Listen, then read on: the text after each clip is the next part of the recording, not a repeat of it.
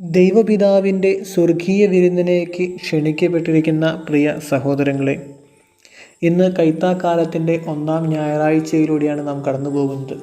സ്ലീഹന്മാരുടെ തിരുനാൾ ആഘോഷിക്കുന്ന ദിവസം. ഈ ദിവസം എല്ലാവർക്കും തിരുനാളിൻ്റെ മംഗളങ്ങൾ നേരുന്നു.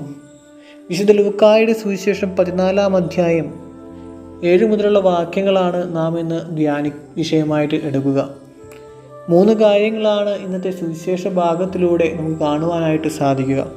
വിശുദ്ധ ലൂക്കായുടെ സുവിശേഷം 14-ാം അധ്യായം 7-ാം വാക്യത്തിൽ നമ്മൾ ഇപ്രകാരം കാണും: ക്ഷണിക്കപ്പെട്ടവർ പ്രമുഖ സ്ഥാനങ്ങൾ തിരഞ്ഞെടുക്കുന്നത് കണ്ടപ്പോൾ യേശുനാഥൻ അവരോട് ഒരു ഉപമ പറഞ്ഞു. സ്നേഹം നിറഞ്ഞ സഹോദരങ്ങളെ, ആരാണ് ക്ഷണിക്കപ്പെട്ടവർ? എന്തിനു വേണ്ടിയാണ് ക്ഷണിക്കപ്പെട്ടിട്ടുള്ളത്? മാമോദീസ എന്ന കൂദാശയിലൂടെ പരിശുദ്ധാത്മാവിനെ സ്വീകരിച്ച് ക്രിസ്ത്യാനിയായി തീർന്ന ഓരോ വ്യക്തിയും ക്ഷണിക്കപ്പെട്ടവരാണ്. ദൈവത്തിൻ്റെ സ്വർഗീയ വിരുന്നിലേക്ക് ക്ഷണിക്കപ്പെട്ടവർ. എന്തിനാണ് ക്ഷണിക്കപ്പെട്ടിട്ടുള്ളത്? സ്നേഹം നിറഞ്ഞവരെ, നമുക്കറിയാം, യേശുനാഥൻ നമുക്ക് വേണ്ടി മനുഷ്യനായി ഭൂമിയിൽ അവതരിച്ച് നമ്മുടെ പാപങ്ങൾക്ക് വേണ്ടി കുരിശിൽ മരിച്ച് വലിയൊരു മാതൃക നമുക്ക് മുന്നിൽ കാണിച്ചു തന്നു. അന്ത്യത്താഴ വേളയിൽ ശിഷ്യന്മാരുടെ പാദങ്ങൾ കഴുകി വിനയത്തിൻ്റെ എളിമയുടെ ഏറ്റവും ഉത്തമമായ മാതൃക കാണിച്ചു തന്ന് നമ്മളോടും അപ്രകാരം ചെയ്യുവരെന്ന് യേശുനാഥൻ പറഞ്ഞു വെച്ചു. നമ്മളും ക്ഷണിക്കപ്പെട്ടിട്ടുള്ളത് ഇതേ വിളിയിലേക്കാണ്. അവരൻ്റെ നന്മയ്ക്ക് വേണ്ടി അവരനെ സഹായിക്കുവാനായി, അവരൻ്റെ ദാസനായി തീരുവാനായിട്ട്. സ്നേഹം നിറഞ്ഞ സഹോദരങ്ങളെ, നമുക്കും ദാസനായി വർത്തിക്കുവാനായിട്ട് പരിശ്രമിക്കാം. രണ്ടാമതായി നമുക്ക് കാണുവാൻ സാധിക്കും, വലിയവരെല്ലാം ചെറിയവരെല്ലാം ദൈവത്തിൻ്റെ മുഖം ദർശിക്കുക. വിശുദ്ധ മദർ തെരേസയോട് ഒരു യുവാവ് ഇപ്രകാരം ചോദിച്ചു: അമ്മയ്ക്ക് എങ്ങനെയാണ് ഇതുപോലെ നന്മപ്രവൃത്തികളും അത്ഭുത പ്രവൃത്തികളും ചെയ്യുവാനായിട്ട് സാധിക്കുന്നതെന്ന്.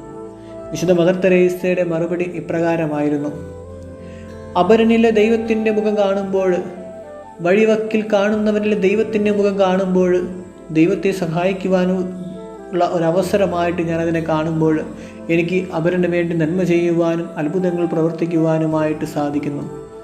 നന്മ ചെയ്യുന്നത് വഴി അത്ഭുതങ്ങൾ നടക്കുന്നു. സ്നേഹം നിറഞ്ഞ സഹോദരങ്ങളെ, നമ്മളെയൊക്കെ ദൈവം തൻ്റെ സ്വന്തം ഛായയിലും സാദൃശ്യത്തിലുമാണ് സൃഷ്ടിച്ചിട്ടുള്ളത്. ഓരോ വിശുദ്ധ കുർബാനയിലും വിശുദ്ധ കുർബാന സ്വീകരിക്കുമ്പോൾ യേശുനാഥൻ നമ്മുടെ ഹൃദയങ്ങളിലേക്കാണ് എഴുന്നള്ളി വരുന്നത്. നമുക്കും ചിന്തിക്കാം, നമുക്ക് ചുറ്റുമുള്ളവരിൽ ദൈവത്തെ കാണുവാനായിട്ട് നമുക്ക് സാധിക്കുന്നുണ്ടോ എന്ന്. അങ്ങനെ മറ്റുള്ളവരിൽ ദൈവത്തെ കാണുവാനും അവർക്ക് വേണ്ടി നന്മ പ്രവർത്തികൾ ചെയ്യുവാനും നമുക്ക് സാധിക്കട്ടെ എന്ന് ആശംസിക്കുന്നു. മൂന്നാമതായിട്ട് നമുക്ക് കാണുവാനായിട്ട് സാധിക്കും, എളിമപ്പെടുത്തുവാനുള്ള അവസരങ്ങൾ വിനിയോഗിക്കുക. ഇന്നത്തെ സുവിശേഷ ഭാഗത്തിലൂടെ കടന്നു പോകുമ്പോൾ സ്വയം എളിമപ്പെടുത്തുന്നവനെ ഉയർത്തുന്നു എന്ന് യേശുനാഥൻ പറഞ്ഞു വയ്ക്കുന്നുണ്ട്. ഒരു വിരുന്നിന് ക്ഷണിക്കപ്പെടുമ്പോൾ നിങ്ങൾ പ്രമുഖ സ്ഥാനങ്ങളിൽ പോയിരിക്കാതെ പിന്നിൽ പോയിരിക്കുമ്പോൾ നിങ്ങളെ മുന്നിലേക്ക് വിളിച്ചു കയറ്റുകയും അങ്ങനെ നിങ്ങളുടെ അഭിമാനം നിങ്ങൾക്ക് ഉയർത്തുകയും ചെയ്യാമെന്ന് പറയുന്നുണ്ട്. സ്നേഹം നിറഞ്ഞവരെ, നമുക്കും എളിമപ്പെടുത്തുവാനായിട്ട് പരിശ്രമിക്കാം. വിശുദ്ധ ചാവറ പിതാവ് താൻ പാപിയാണെന്ന് സ്വയം ഏറ്റുപറയുന്നുണ്ട്. ചുങ്കക്കാരൻ പ്രാർത്ഥിക്കുവാനായിട്ട് കടന്നു വരുമ്പോൾ ചുങ്കക്കാരനും താൻ പാപിയാണ് എന്ന് ഏറ്റുപറയുന്നുണ്ട്. വിശുദ്ധ ഫ്രാൻസിസ് അസീസി അതിസമ്പന്നനായിരുന്നിട്ട് പോലും ദരിദ്രനായി തീരുവാനായിട്ട് തയ്യാറായത് നമുക്കറിയാം. നമുക്കും നമ്മുടെ പാപങ്ങളെ ഏറ്റുപറഞ്ഞ് എളിമപ്പെടാനായിട്ട് പരിശ്രമിക്കാം. യോഗ്യതയെയും അയോഗ്യതയെയും തിരിച്ചറിഞ്ഞ് നമുക്ക് യേശുവിൻ്റെ മുന്നിലായിരിക്കുവാനായിട്ട് പരിശ്രമിക്കാം. അങ്ങനെ ഈ ലോകത്തിൽ ജീവിക്കുമ്പോൾ എളിമപ്പെടുവാനും അവരിനു വേണ്ടി നന്മ ചെയ്യുവാനും നമുക്ക് ഓരോരുത്തർക്കും സാധിക്കട്ടെ. ചുറ്റുമുള്ളവരിൽ ദൈവത്തിൻ്റെ മുഖം ദർശിച്ചുകൊണ്ട് അവർക്ക് നന്മ ചെയ്യുവാനായിട്ട് നമുക്ക് സാധിക്കട്ടെ. എല്ലാവരെയും ദൈവം സമൃദ്ധമായി അനുഗ്രഹിക്കട്ടെ എന്ന് ആശംസിക്കുന്നു. നമുക്ക് ഒരുമിച്ച് പ്രാർത്ഥിക്കാം. നമുക്ക് ഒരുമിച്ച് മുന്നേറാം.